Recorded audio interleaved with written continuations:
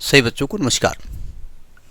हम बात कर रहे हैं सिंगेज अलजेब्रा की, जिसका कि चैप्टर 3 कॉम्प्लेक्स नंबर हम डिस्कस कर रहे हैं, जिसकी कंसेप्ट एप्लीकेशन एक्सरसाइज 3.6 जो हम डिस्कस कर रहे हैं।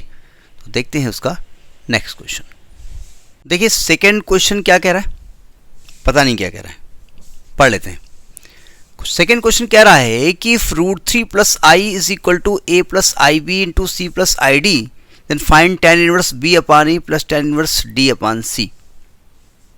कैसे लगेगा? कुछ देख के तो लग रहा है ये आर्गुमेंट है थीटा, इसका आर्गुमेंट है, ये इसका आर्गुमेंट है, ये निकालना है। देखो हमको ये नहीं मालूम कैसे निकलेगा, हम पहले इसको सॉल्व कर लेते हैं, फिर उसको सॉल्व कर लेते हैं, फिर देखते हैं क्या निकलता है।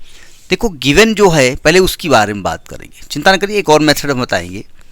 हम कहेंगे देखो √3 + i is equal to, bracket अगर खोलें तो आएगा AC + i AD + i BC + i² BD। गलत कर दिया क्या? हाँ ठीक है। अगले स्टेप में i² -1 हो जाएगा, यानी उससे i हट जाएगा, तो ये आ जाएगा AC - BD + i AD + BC। तो अगर दोनों तरफ रियल, ये हम वो मेथड बता रहे हैं जिसमें हमको कुछ नहीं मालूम, हमें जो गिवन है वो से क्या हमको दिख रहा है वो निकालेंगे, और जो कैलकुलेट करना है उसको थोड़ा सॉल्व करेंगे, और जो गिवन से रिजल्ट आया है देखेंगे वो वहाँ पूरी परेठा यूज हो रहे नहीं हो रहे। ठीक है, देखते हैं। तो अगर रियल इमेजिनरी पार्ट इक्वेट कर दें तो AC - BD की वैल्यू √3 आएगी और AD + BC की वैल्यू 1 आएगी। ये हम जानते हैं, ये हमको मिला, यहाँ से जानते नहीं थे हम। अब हमको निकालना क्या है? हमको निकालना है tan inverse B upon A plus tan inverse D upon C। अब क्या करें भाई? तो हमने कहा ऐसा कर देते हैं कि tan inverse A plus tan inverse B का फॉर्मूला लगा देते हैं। ट्रिग्नोमेट्री पढ़ा हमने, tan inverse B upon A plus D upon C upon 1 minus B upon A into D upon C। हमने ये फॉर्मूला लगा दिया।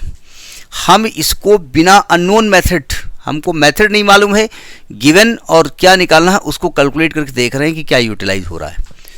tan इनवर्स, यहाँ एलसीएम लिया हमने, तो आएगा आपका BC प्लस AD अपान में आएगा AC, और नीचे यहाँ AC मल्टीप्लाई में आएगा तो आएगा AC - BD अपान AC, AC गई वैसी, और ये आ गया tan inverse BC plus AD, BC plus AD और AC - BD, AC - BD, यानी आपको BC प्लस AD भी मालूम और ये भी मालूम, यानी ये आपका आ गया tan इनवर्स 1/√3, ये आ गया। ये आपका एम्पलीट्यूड है, इसको हम फिलहाल थीटा मान लेते हैं। Theta is equal to tan inverse 1/√3। बात समझ में आ रही ना? हम इसको कौन सा मेथड लगा रहे हैं? Unknown method.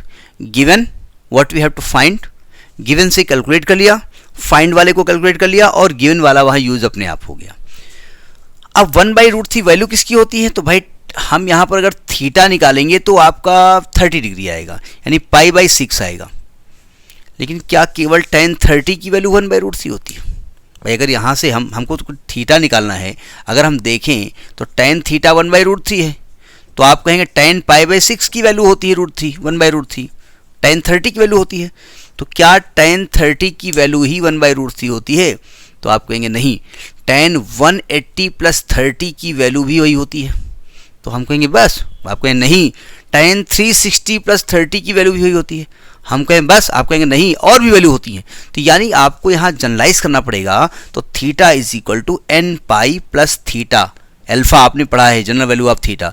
तो ये आपका इसका सोल्यूशन हो गया। तो एक तो ये मेथड आपके पास है कि इस मेथड से हम इस क्वेश्चन को लगाएंगे, ठीक है। एक और मेथड मेरे दिमाग में आ रहा है, उस मेथड को भी हम अडॉप्ट कर देते हैं। अब वो मेथड के लिए एक कंसेप्ट आपको मालूम होना चाहिए, logarithmic of complex number. Complex number के लॉग को कैसे हम लेते हैं, इसके पहले हमारा एक वीडियो पड़ा हुआ है जिसमें लॉग को लेने का तरीका हमने लॉगरिथमिक फॉर्म में बताया है।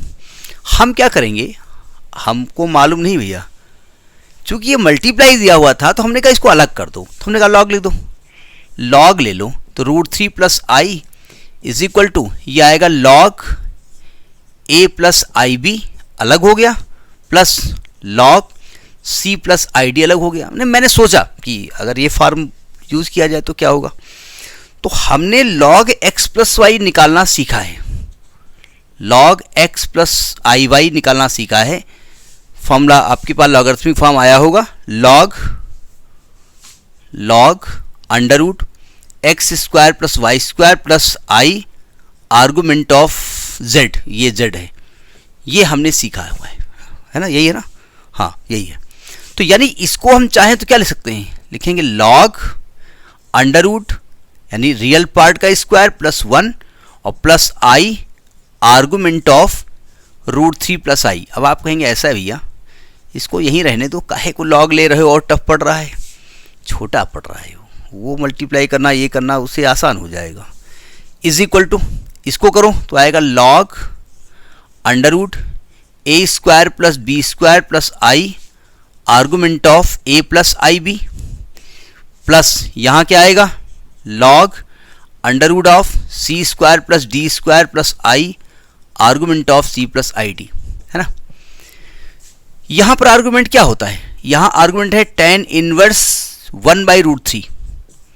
यहाँ आर्गूमेंट क्या होगा भाई, आपने क्या किया, आप आई वाले पार्ट को इक्वेट कर दो इमेजी पार्ट को, तो यहाँ पर आई का पार्ट क्या है, आर्गूमेंट ऑफ दिस। एक स्टेप और बढ़ा देते हैं, हमने क्या किया, दोनों तरफ के, चूंकि मुझे आर्गुमेंट से मतलब था इसलिए मैंने बिना कोई आर्गुमेंट किए हमने दोनों तरफ इमेजरी पार्ट इक्वेट कर दिए।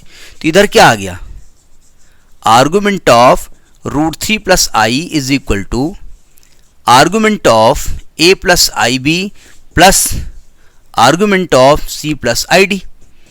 ये होता है tan इनवर्स 1/√3, ये होता है tan इनवर्स b बाई ए, ये होता है tan इनवर्स d बाई सी, यही निकालना था।